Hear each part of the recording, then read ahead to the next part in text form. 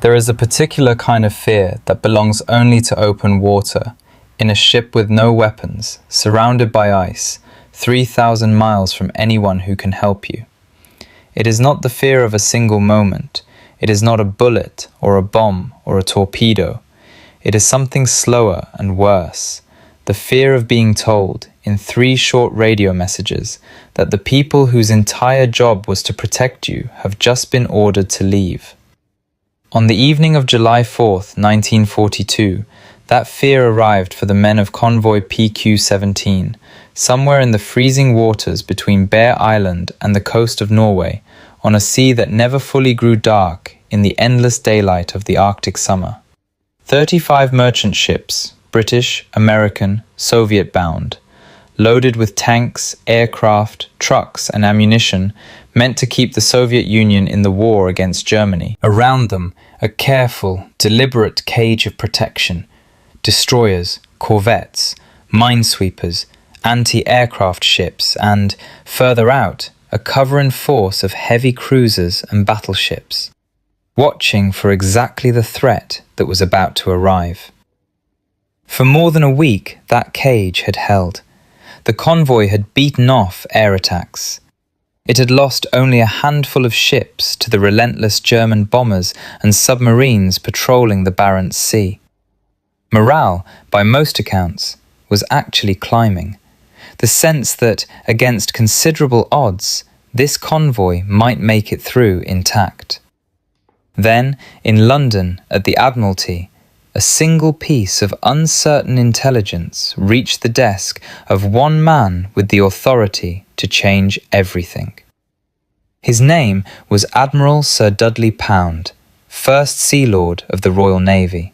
And the question in front of him, on the evening of July 4th, was deceptively simple.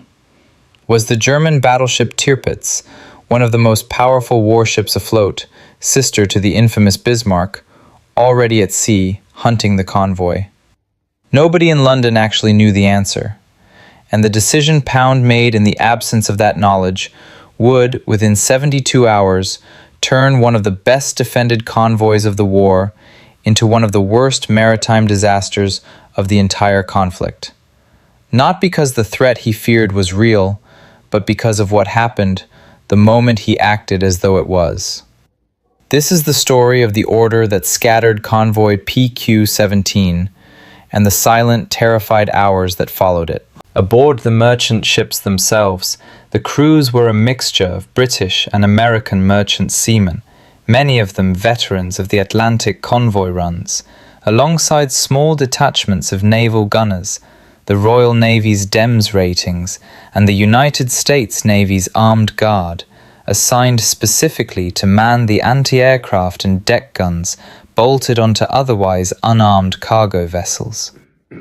These were not warships in any conventional sense.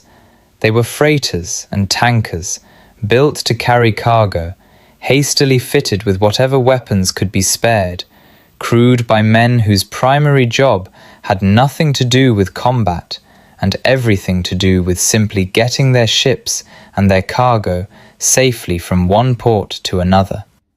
For most of these men, the Arctic run to Russia had already earned a grim reputation among merchant sailors long before PQ-17 ever left Iceland. The bitter cold alone was enough to kill a man who went into the water without immediate rescue.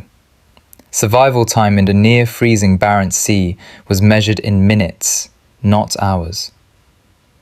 Add to that the constant threat of air attack, the lurking danger of submarines, and the ever-present possibility of German surface raiders, and the Arctic convoys had become, by the summer of 1942, widely regarded as among the most dangerous regular duty assignments of the entire naval war, for sailors on cargo ships who had never signed up to fight a war at all. To understand how a single signal from London could unravel an entire convoy, you first have to understand exactly what the Arctic convoy route was, and why Winston Churchill had personally promised it would keep running, almost no matter the cost.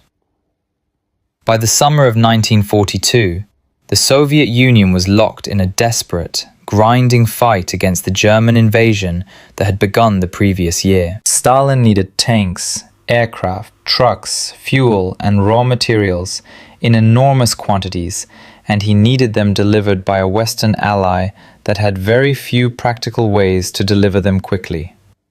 The answer, agreed upon at the highest levels of Allied strategy, was the Arctic convoy route, a string of merchant ship convoys sailing from Iceland around the top of occupied Norway into the Soviet ports of Murmansk and Arkhangelsk. It was, by almost any honest description, one of the most dangerous regular supply routes of the entire war. The convoys had to pass within striking distance of German air bases and U-boat pens scattered along the Norwegian coastline, in waters that, during the brief Arctic summer, never grew properly dark, meaning there was no cover of night for a convoy to hide in, only the perpetual grey-gold twilight of the midnight sun, lighting up every ship for any German reconnaissance aircraft that happened to fly over. Through the early months of 1942, the Germans had steadily built up exactly the kind of force needed to make this route a slaughterhouse. Extra Luftwaffe squadrons were transferred to bases in northern Norway. U-boat patrols in the area more than doubled. And, most ominously of all, the Kriegsmarine began moving its most powerful surface ships north. The battleship Tirpitz arrived at Trondheim in January, followed in the months after by the heavy cruisers Admiral Hippe, Admiral Scheer, and eventually Prince Eugen and Lutzow, gathering in the Norwegian fjords like a blade slowly being drawn from its sheath. By May of 1942, the British Admiralty understood, with growing alarm, that the Germans had managed to concentrate an extraordinarily dangerous combined force, submarines, aircraft, and heavy surface warships, at precisely the point where the Royal Navy's own resources were stretched thinnest. Defending convoys against any one of those three threats was difficult enough. Defending against all three simultaneously in Arctic waters far from any friendly air cover was something the Royal Navy had never fully solved.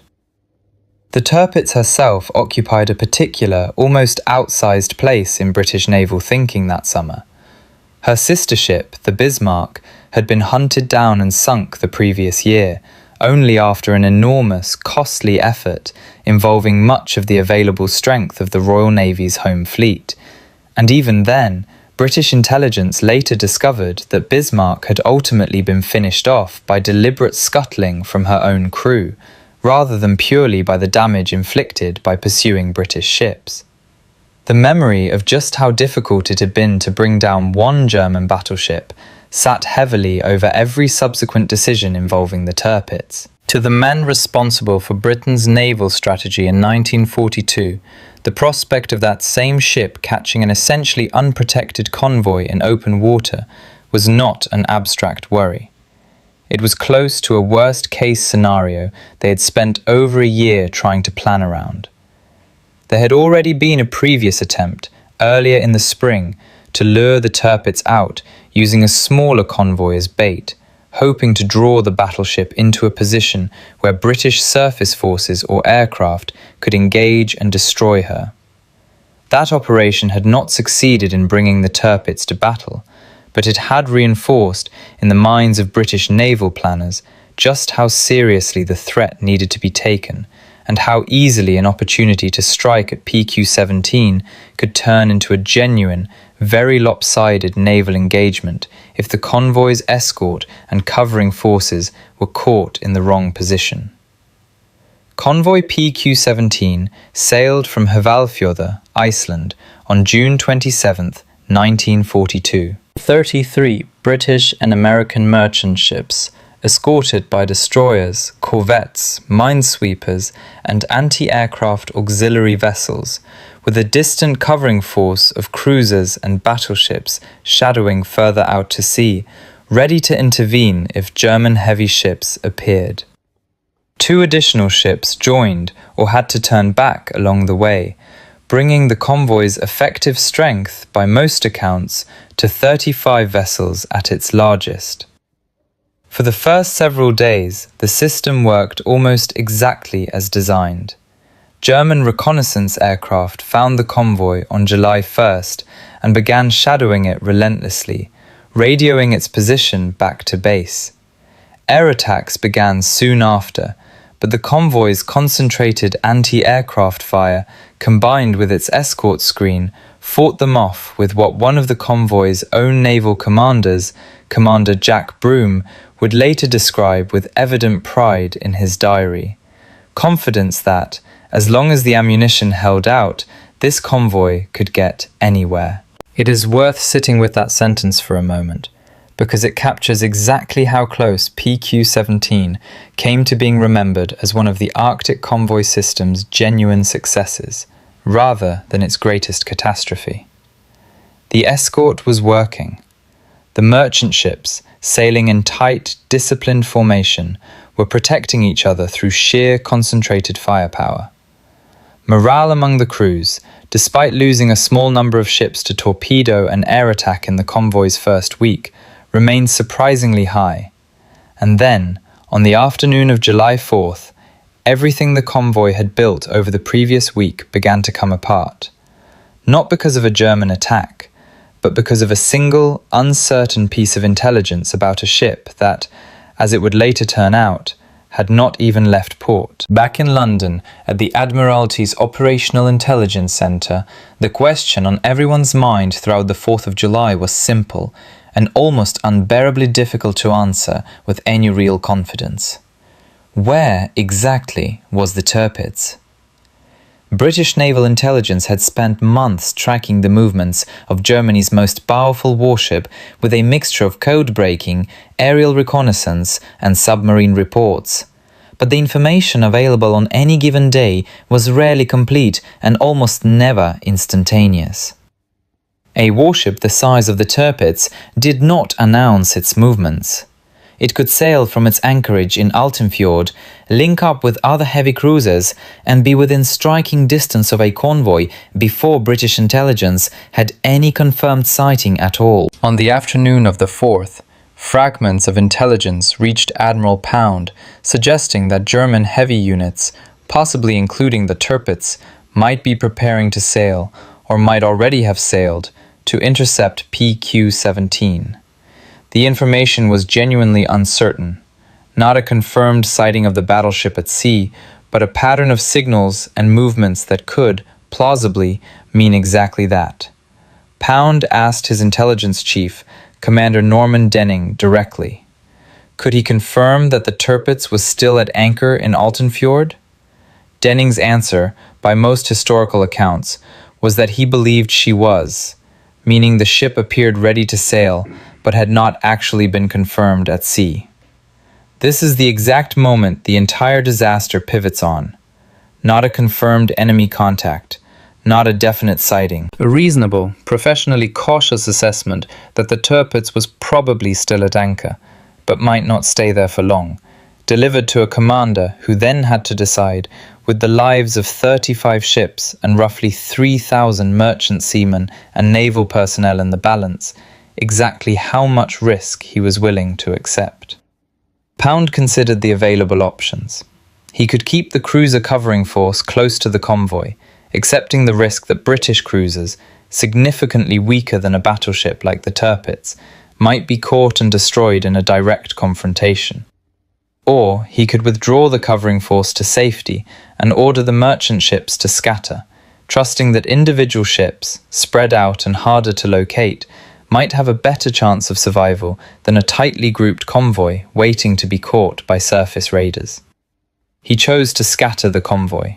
What followed was a sequence of radio signals sent from the Admiralty to the convoy's commanders over the course of roughly 25 minutes on the evening of July 4th that would become some of the most infamous words in the entire history of the Royal Navy. At 21:11 hours, the message read, "Most immediate. Cruiser force withdraw westward at high speed." 12 minutes later, at 21:23, immediate. Owing to the threat of surface warships, convoy is to disperse and proceed to Russian ports. And then, only 13 minutes after that, at 21:36, a third and final signal, more urgent in its wording than either of the two before it. Most immediate. My 2123 of the 4th convoy is to scatter. To the commanders receiving these three signals in rapid succession, Admiral Lewis Hamilton commanding the cruiser covering force, Commander Jack Broome aboard the destroyer HMS Keppel, and Commodore J.C.K. Dowding aboard the merchant ship SS River Afton, responsible for the convoy itself, the meaning seemed unmistakable. Three urgent messages, each more severe than the last, arriving within half an hour of each other, could only mean one thing. The entire German surface fleet must be just over the horizon, closing in for an attack that was already underway, or moments from beginning. With genuine misgivings, because every officer involved understood exactly what scattering an unescorted convoy in submarine and aircraft-infested waters would mean for the merchant ships, the orders were put into effect. The destroyers, corvettes, and minesweepers that had spent more than a week protecting the convoy turned and joined the cruiser force, withdrawing westward at high speed, away from the merchant ships and toward the supposed German threat. The convoy, of which everyone involved had been, by their own later accounts, genuinely proud, 30-some merchant ships sailing in disciplined formation, protecting each other with concentrated anti-aircraft fire, dissolved within the hour into individual ships, scattered as far as the eye could see across the open Arctic Ocean, each one now entirely alone. Aboard the merchant vessels, the order produced a particular, sinking kind of dread among crews who understood exactly what it meant. Detailed instructions for scattering had existed in each ship's signal book for precisely this circumstance, laying out predetermined courses each vessel was meant to follow once the order was given, designed to spread the convoy out as efficiently as possible. But knowing the procedure and living through its consequences were two very different things. Captains who had spent the previous week relying on the collective strength of the convoy now found themselves making course and speed decisions entirely alone, with no friendly ship in sight, no escort to call on, and only the vague hope that distance and the vastness of the Arctic Ocean might be enough to keep them hidden from German aircraft and submarines that were, at that very moment, still actively hunting for them. Unknown to anyone at the Admiralty in London, and unknown to any of the commanders at sea who had just received those three urgent signals, the Tirpitz was not closing in on the convoy at all. She was still sitting at anchor in Altenfjord, exactly where Commander Denning's intelligence assessment had placed her. The German Naval Command, in fact, had not yet even received final authorization from Hitler himself to commit the battleship to an attack. Authorization that depended, in part, on German reconnaissance first locating the British covering force and confirming it posed no serious threat. The threat that had just convinced the Royal Navy to abandon 35 merchant ships to the open ocean did not yet exist in any active, moving form. It existed only as a possibility, a ship still tied up at its moorings, waiting for permission that had not yet arrived. The German U-boats and aircraft already shadowing the convoy could not, at first, quite believe what they were seeing. For more than a week, these same ships had sailed in tight, mutually protective formation, their concentrated anti-aircraft fire making any individual attack run a genuinely dangerous proposition for German pilots and submarine commanders alike. Now, within the space of perhaps an hour, that formation had simply dissolved. Merchant ships that had been part of a disciplined, defended convoy were suddenly alone on the open sea, with no warships nearby to protect them, no concentrated firepower to deter an attacker, and nowhere to run. German naval commander Admiral Hubert Schmundt received confirmation of the dispersal at around 1 in the morning on July 5th. He immediately ordered his U-boats to begin attacking the now isolated merchant ships wherever opportunities presented themselves. Before breakfast that same morning, 2 vessels had already been sunk, and the hunt for the others was well underway. What followed, over the course of the next several days, was less a battle than a methodical, almost unopposed slaughter.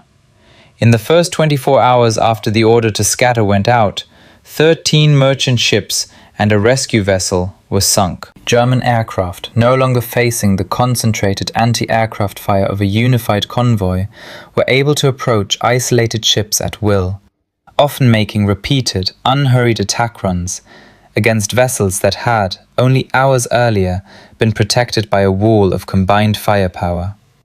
U-boats, similarly freed from the danger of approaching a defended formation, picked off stragglers one at a time across hundreds of miles of open Arctic water. Radio operators aboard the British escort ships, now withdrawing westward with the cruiser force, began picking up a steady, agonizing stream of distress signals on the merchant navy wavelengths reserved for ships in danger. And being bombed by a large number of planes, on fire in the ice, abandoning ship, 6 U-boats approaching on the surface. There was almost nothing the withdrawing escort force could do to answer any of these signals. They had been ordered away specifically because of the supposed threat from German heavy ships, and reversing course to come to the aid of scattered merchantmen would have meant abandoning the very mission, avoiding contact with the Tirpitz that the scatter order had been designed to achieve. The destroyers and cruisers continued westward, listening to the distress calls of the ships they had, until that morning, been protecting. For the merchant seamen aboard those isolated ships, the days that followed became a desperate, individual struggle for survival, fought without any of the structure or mutual support that had defined the convoy's first week at sea. Each ship's captain now had to make his own decisions about course, speed, and risk, with no covering force to call on and no other vessels nearby to share the burden of watching the sky and the sea for danger. Some captains pushed eastward as directly as possible, gambling on speed to outrun the threat. Others sought refuge in the pack ice further north, reasoning that German aircraft and submarines would have more difficulty operating in waters choked with floating ice, even at the cost of slowing their own progress to a crawl. One of the more remarkable individual stories from those days belongs to Lieutenant Leo Gradwell, a Royal Navy volunteer reserve officer commanding the anti-submarine trawler HMS Ayrshire. Rather than make for Arkhangelsk directly, as the dispersal order technically instructed, Gradwell made the unconventional decision to lead his small group of ships, Ayrshire, along with the merchant vessels Troubadour, Ironclad and Silver Sword, directly north toward the edge of the Arctic ice pack. Once they reached the ice, Gradwell ordered something close to camouflage at sea.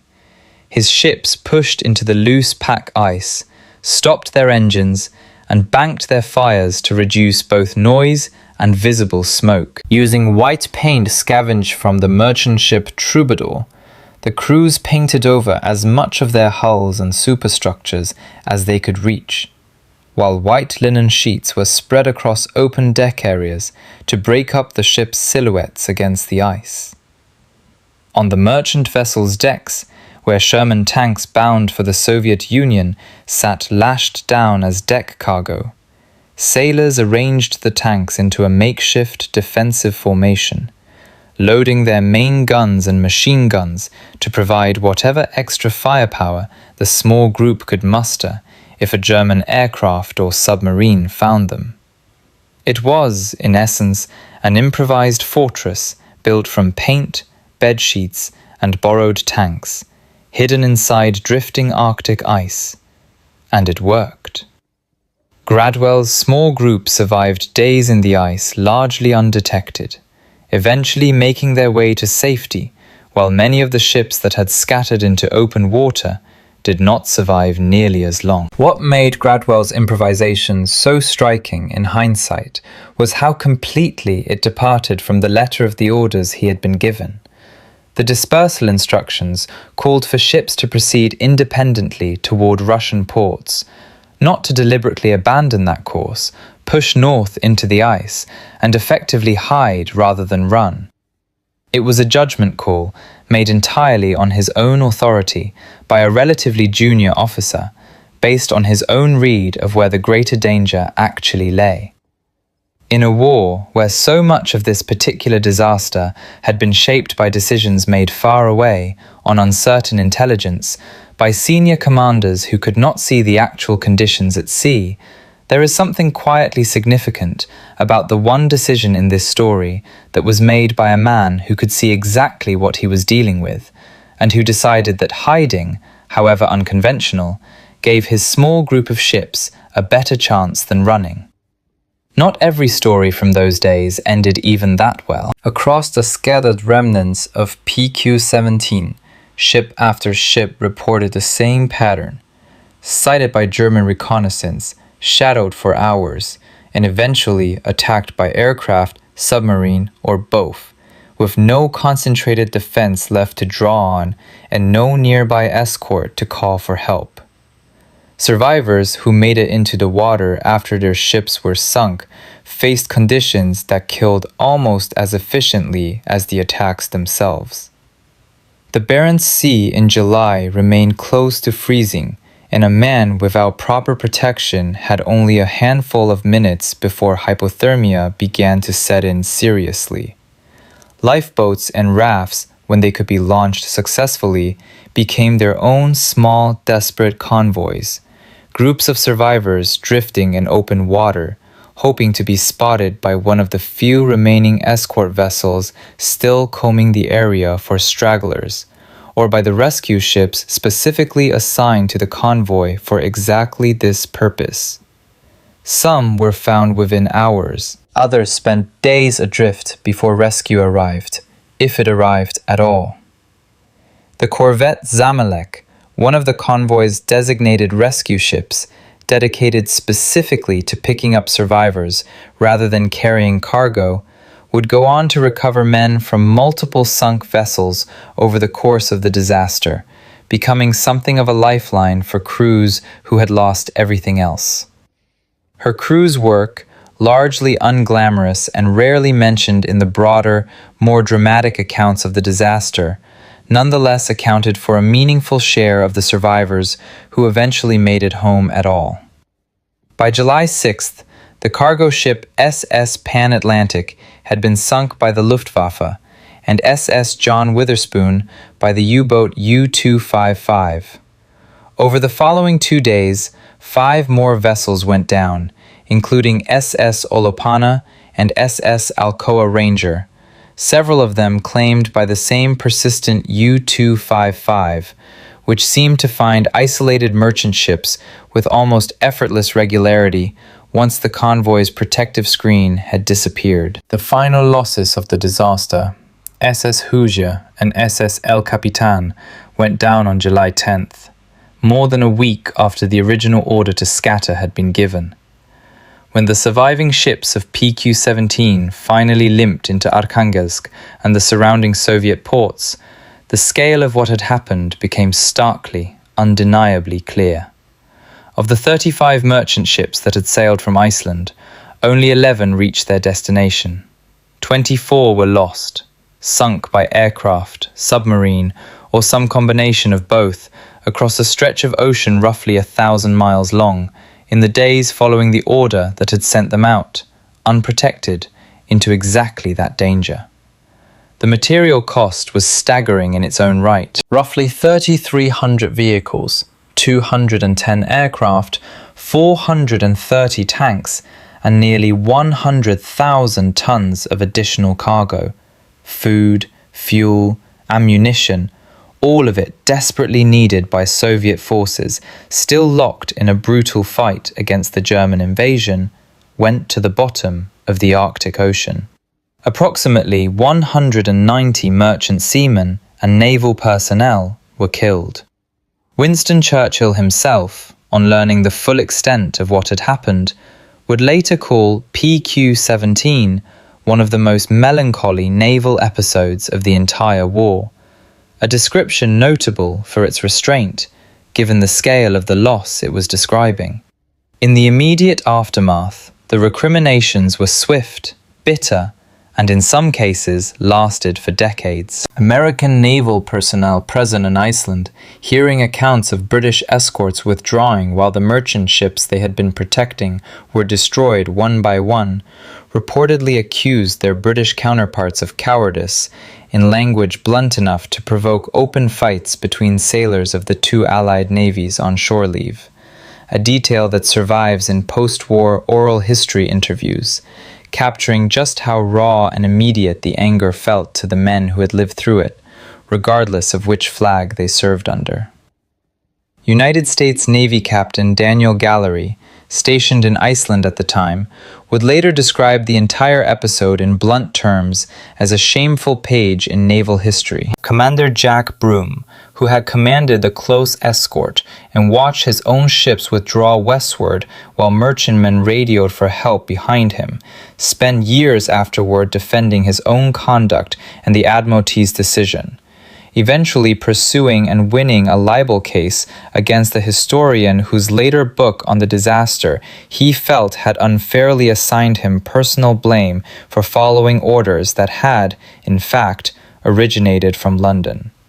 The losses suffered by PQ-17 and by a subsequent convoy, PQ-18, in September of that same year, were severe enough that Arctic convoys to the Soviet Union were suspended entirely until December, a pause that meant months without the desperately needed flow of tanks, aircraft, and supplies that Stalin had been promised, at exactly the period when Soviet forces were engaged in some of the most brutal fighting of the entire war on the Eastern Front.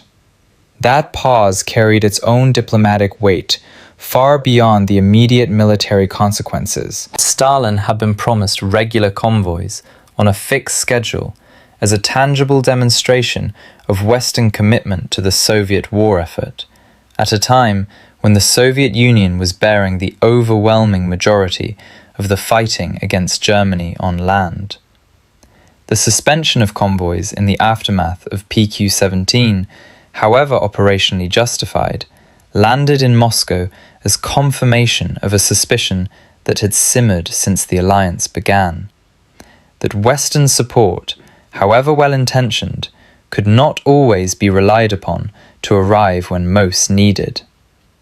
Churchill found himself personally explaining the decision to Stalin, in a relationship already strained by disagreements over the broader strategic direction of the war, and by Soviet demands for a second front in Western Europe that Britain and the United States were not yet ready to open. The cargo lost with those 24 ships represented more than an abstract tally of tanks and aircraft. Each Sherman tank, each crated fighter plane, each ton of ammunition that went to the bottom of the Barents Sea was a tank that would not be rolling toward the Eastern Front in the weeks ahead. A plane that would not be in the sky over a battle that, in the summer of 1942, hung very much in the balance. It is impossible to draw a clean, direct line from the losses of PQ-17 to any single subsequent battle on the Eastern Front. But it is equally impossible to pretend that material losses on this scale had no effect at all on a Soviet war effort already straining every available resource against a German invasion that, by August of that year, had pushed deep into the Caucasus and toward the city of Stalingrad. In the decades that followed, naval historians have returned again and again to the central, almost unbearable irony at the heart of the PQ-17 disaster. Admiral Pound's decision to scatter the convoy was made specifically to protect those ships from the Tirpitz, a battleship that, at the moment the order was given, had not even left its anchorage, and that German Naval Command had not yet been authorized to commit to the attack at all. The Tirpitz did eventually weigh anchor on the morning of July 5th, more than 12 hours after the scatter order had already been given, only to be spotted almost immediately by a Soviet submarine and a British submarine in quick succession. German Naval Command, wary of losing their most valuable warship to a coordinated Allied response, recalled the Tirpitz to port within hours, and the surface attack that the entire scatter order had been designed to prevent never actually took place. In other words, the precise threat that caused the deaths of roughly 190 men and the loss of 24 ships never materialized in any form beyond a single afternoon's worth of uncertain intelligence and a few short hours of genuine but ultimately unrealized German naval movement. This is, in many ways, the hardest kind of military disaster to sit with honestly, because there is no clear villain inside it. Admiral Pound was not reckless, nor was he indifferent to the lives of the merchant seamen under his command. He was a senior naval officer, faced with genuinely uncertain intelligence about one of the most dangerous warships in the world, forced to choose between two real and serious risks with incomplete information, under enormous pressure, in a war where the wrong guess about a battleship's location had, in the recent past, cost the Royal Navy dearly in other engagements. It is also worth noting, as a number of historians have since pointed out, that Pound was already a man under significant strain by the summer of 1942, carrying the immense administrative and strategic weight of the entire Royal Navy at one of the most difficult points of the war, while privately battling a serious and ultimately terminal illness that would claim his life less than 2 years later. None of this excuses or fully explains the decision he made on the evening of July 4th, and it would be unfair to the merchant seaman who died as a result to suggest that his personal circumstances somehow lessen the weight of that decision's consequences. But it does add another layer to the picture of a single, fallible human being, operating under pressures that are easy to forget when a decision is reduced, in hindsight, to 3 short radio signals and a list of ships that did not come home. Commander Norman Denning's intelligence assessment was not wrong exactly. The Tirpitz genuinely was still at anchor when he gave it, and his caveat that she appeared ready to sail rather than confirmed to be sailing was an honest reflection of the limits of what could actually be known at that moment. The tragedy is not that anyone lied or acted with negligence or ignored clear warning signs. The tragedy is that a reasonable, professionally cautious decision made by competent people working with the imperfect information available to them in the middle of a war produced an outcome dramatically worse than almost any of the alternatives would have. It is worth asking, as naval historians have asked for decades since, what might have happened if Pound had chosen differently? If he had kept the convoy together and accepted the risk of a direct encounter with German surface ships, rather than scattering it to avoid a threat that, in the end, never came. Nobody can answer that question with certainty. It is entirely possible that, had the Tirpitz actually sailed and caught a tightly grouped, well-defended convoy still in formation, the losses might have been just as catastrophic or worse than the price ultimately paid by scattering. The fog of war does not offer clean comparisons between the path taken and the path not taken. It only offers afterward the brutal clarity of knowing exactly what the chosen path actually cost. This question became, in the years after the war, a genuine and often bitter subject of historical dispute, rather than the settled matter quietly filed away alongside other wartime tragedies.